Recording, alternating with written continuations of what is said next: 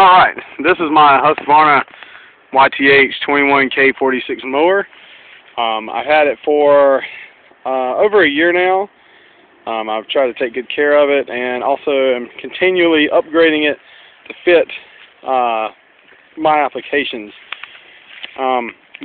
First thing I decided to do was to put a rack on the back, which you see it holding the tank. Then, because I have quite a big area beside my house, there's my house up there, and as you can see, I have a pretty big area behind it. There's my truck and my shop, and there's some more of our land, and plus there's a path that goes in the woods that also goes to some of our land. I decided that I wanted to have something to kind of keep it clean, so what I did originally was I mounted the tank that you see on the back with the electric pump on it. It's 2.2 gallons a minute, 70 psi. Well, I originally installed this long hose with a spot sprayer so I can ride in the seat, turn it on, and of course just like this I can hold it and spot spray anything, and I use that to clean up around the fences. You see there's some dead grass there, so the grass is dying down there. And that's what I use it for. Well, for controlling weeds in my yard and fire ants and things, I then decided that I wanted a little bit heavier duty and a wide spray application. Well, I didn't like anything that the store had, so I decided to build my own booms for my sprayer. These are 10-foot booms, 5 foot on each side.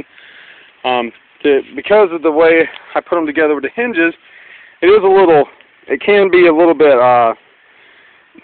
flimsy, so what I did was I took the extra rope I had, put me a carabiner clip, and made it where you can take it apart. So what you do to get it apart is you come here, and if I can hold the phone and do this at the same time, you come here, you see the rope slacks up a little bit.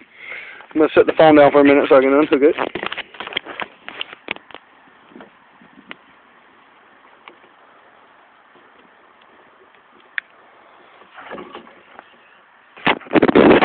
And you take the clip off. So then you've got your two ropes here out of the way. I move those, and then also for transport where the two eye bolts come together, I also wire it just so my nozzles up here aren't beating and banging together. So take that wire off here as well.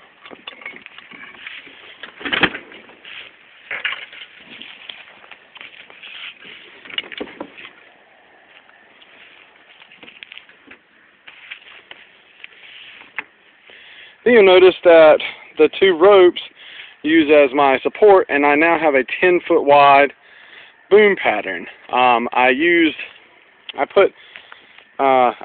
spaced out evenly some Country Line sprayer nozzles, just like you would find on the Femco sprayers that you can buy from Tractor Supply. Before I spray out, since I mounted them with zip ties, I just make sure everything's straight before I go to spraying. Everything stays pretty straight up and down because of just the way it's pushed up against the metal. I made the booms out of some extra metal, had laying around the shop. And so we'll turn it on. Now, I made me a valve here where I can open and close everything. And right now it's in the closed position. So we'll turn our pump on. Obviously, you hear it automatically gain pressure, come around to the side so we don't get wet, and I will then turn my hose on. Now everything's gaining pressure. Now these are flood jets. It's real good coverage. Now we're spraying in a ditch that I've already once before sprayed, so it's not really. It's okay that it's spraying it again and killing it. It's fine with me. But it does a really good job. You see the ground's getting pretty wet. It's actually, you notice it fogs it out way on out here. So we'll come upwind of it so that we don't get wet. We can film down the side.